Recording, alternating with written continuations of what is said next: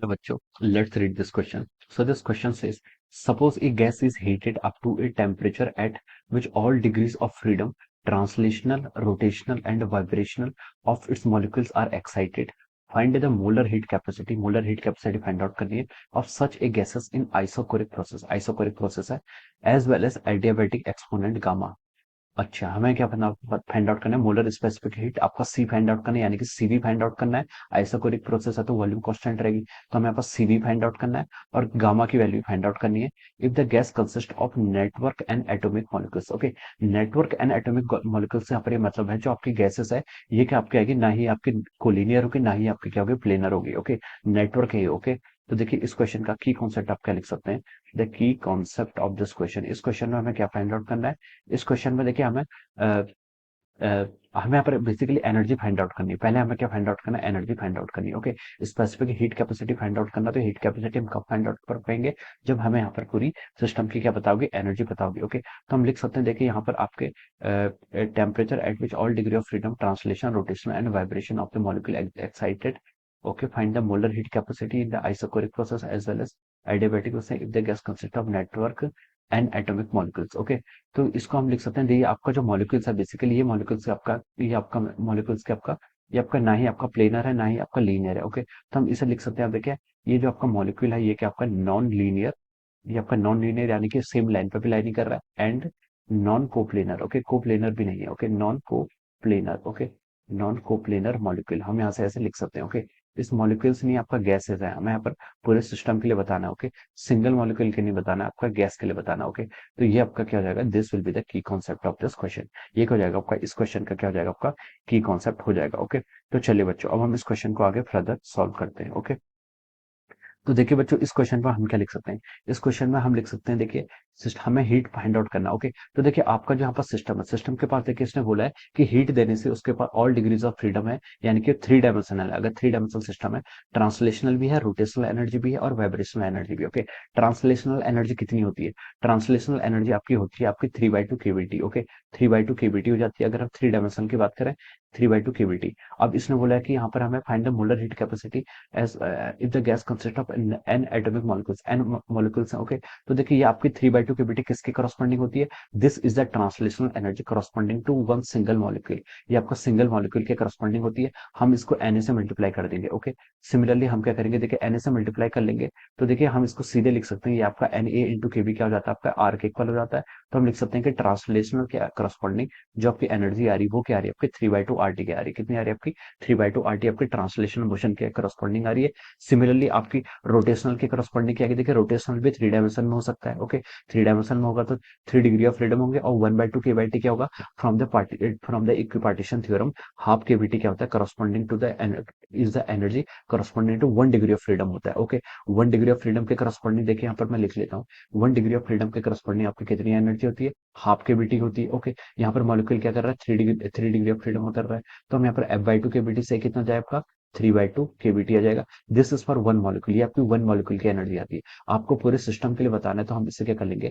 Na यानी कि Avogadro number से मल्टीप्लाई कर लेंगे, तो ये आ जाए आपका 3/2 RT। ओके, तो ये एनर्जी मैं यहाँ पर डायरेक्ट लिख रहा हूँ। ओके, तो यही आपकी क्या है? ट्रांसलेशन के करस्पॉन्डिंग आएगी और यही आपकी क्या आएगी? रोटेशनल के करस्पॉन्डिंग भी आएगी। ओके, अब देखिए अब आपको आता है वाइब्रेशन। वाइब्रेशनल का कोई फिक्स एक्सप्रेशन नहीं होता है। ओके, वाइब्रेशनल एनर्जी निकालने का कोई फिक्स एक्सप्रेशन नहीं होता है। ओके, यहाँ पर हम देखिए एन मॉलिक्यूल्स की बात कर रहे हैं तो हमने बोल दिया एन मॉलिक्यूल्स है, थ्री डायमेंशनल मास कर रहे हैं तो 3n कर रहे हैं। ओके, फिर माइनस कंस्टेंट, इसमें क्या होंगे? आपके degree of freedom find out कर रहे हैं तो यहाँ पर आपके कंस्टेंट भी होंगे। कंस्टेंट कितने होंगे आपके?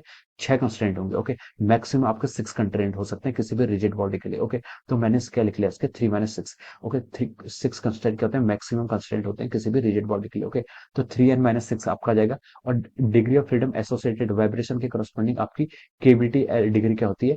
केबीटी होती है। ओके, वाइब्रेशन के करस्पॉन्डिंग जो आपकी एनर्जी एसोसिएट होती है वो आपकी केबीटी होती है। इसलिए मैंने यहाँ पर मॉलिक्यूल से, यहाँ पर ये एक सिंगल मॉलिक्यूल के करस्पॉन्डिंग है, मुझे पूरे सिस्टम के लिए चाहिए तो मैंने इसको आरटी से ऐसे लिख लिया। ओके, तो ये आपके देखिए फर्स्ट वाले टर्म जो आई है वो आपके किस्सा है ट्रांसलेशनल से, ये आपके किस्सा है रोटेशनल से, और this term from the vibration. Okay, मैं लिख भी देता हूँ, ये आपके फ्रॉम है रोटेशनल, ट्रांसलेशनल, ये आपके किस्सा है ट्रांसलेशनल से, और ये आपके किसके करस्पॉन्डिंग एनर्जी आपकी वाइब्रेशनल के करस्पॉन्डिंग आपकी एनर्जी आ गई। ओके, तो देखिए अब हम क्या करते हैं? इस टोटल एनर्जी को यहाँ पर ऐड कर लेते हैं। तो देखिए 3/2 प्लस 3/2 3/2 RT कितना हो जाएगा आपका? ये आपका 3 RT हो जाएगा, plus of over 3n-6 times of our R T हो जाएगा। ओके, इसको हम सॉल्व कर लेते हैं। देखिए आर टी को कॉमन ले लेंगे तो कितना बचेगा, 3n-6 प्लस 3 कितना हो जाएगा आपका, -3, और ये आपका आर टी के इक्वल आ गया। ओके, यहाँ से हम इसको और सिंप्लीफाइड करके क्या लिख सकते हैं, 3 कॉमन ले लीजिए, n-1 इंटू आर टी। ये आपकी क्या आ गई, एनर्जी आ गई। ये क्या आ गई आपकी आपकी ये आपकी एनर्जी आ गई। ओके, ये आपने यहाँ पर एनर्जी फाइंड आउट कर ली है। ओके, अब देखिए, अब हमें यहाँ पर क्या फाइंड आउट करना है।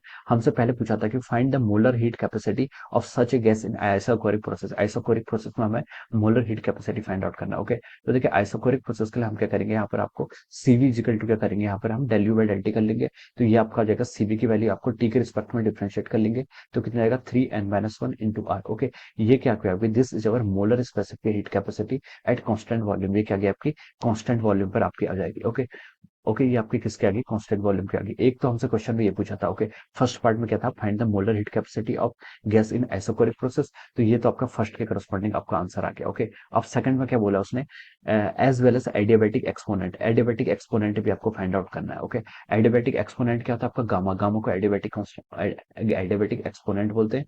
गामा की वैल्यू क्या होती है आपकी, सीपी बाई सीबी के इक्वल होती है। ओके, किसके इक्वल होती है आपकी, सीपी बाई सीबी के इक्वल होती है। ओके, तो देखिए इस क्वेश्चन में हमें सीपी फाइंड आउट करना है। तो हमें पता है कि देखिए सीपी माइनस सीवी की इक्वेशन क्या होती है आपकी, आर होती है। ओके, ये रिजल्ट आपको वैलिड होता है आइडियल गैसेस के लिए। ओके, तो देखिए CP minus CV equal to R अगर हम यहाँ पर पुट करें तो देखिए आपको सीपी फाइंड आउट करना है, तो सीपी इक्वल टू क्या हो जाएगा, आर प्लस सीवी। आर इधर ले लिया, प्लस सीवी कर लेंगे तो कितना हो जाएगा, देखिए 3n r minus of over 3r हो जाएगा। ओके, मैं इसको डायरेक्ट लिख रहा हूँ, यहाँ आपका आएगा 3n r minus of over 2r हो जाएगा। इसको आप क्या लिख सकते हैं कि r को कॉमन ले लेंगे तो कितना बचेगा आपका 3n-2। ओके, ये आपका क्या हो जाएगा, इसको मैं यहाँ पर, ये आपका विजिबल नहीं है, मैं इसमें यहाँ पर नीचे लिख लेता हूँ। ओके, ये कितना हो जाएगा आपका, it must be equal to over, ये आपका आ जाएगा। देखिए आपने क्या लिया, यहाँ से आर को कॉमन ले लिया तो आपका आ गया 3n-2। ओके, ये आपकी किसकी वैल्यू होगी, this will be the value of our CP. ये आपकी सीपी की वैल्यू होगी। क्वेश्चन में क्या पूछा था हमसे, गामा की वैल्यू। गामा की वैल्यू क्या होती है, देखिए CP divide by CP, this will be the value of our gamma. तो सीपी की वैल्यू कितनी है, देखिए सीपी की वैल्यू आपकी आ गई है 3n-2, 3n-2 multiply by R divided by CV. CV आपके यहाँ फाइंड आउट हुई है, कितनी आ गई है, सीवी आपकी आके है देखिए, इसको आप अंदर ही मल्टीप्लाई कर लीजिए 3 से, 3n-3 इंटू आर, ये आपका आ जाएगा। ओके, आर से आर कैंसिल कर लीजिए और जो आपका यहाँ पर फाइनल आंसर आ जाएगा, ये कितना हो जाएगा आपका 3n-2 divided by 3n-3। Okay, ये आपका क्या जाएगा, this will be the value of our, आपका ये आ जाएगा एडियाबेटिक एक्सपोनेंट की वैल्यू आ जाएगी। Okay, this will be our final answer. ये क्या हो जाएगा आपका फाइनल आंसर हो जाएगा। Okay, so this is the answer of this question. So I hope you all understood this concept. All the best and thank you so much.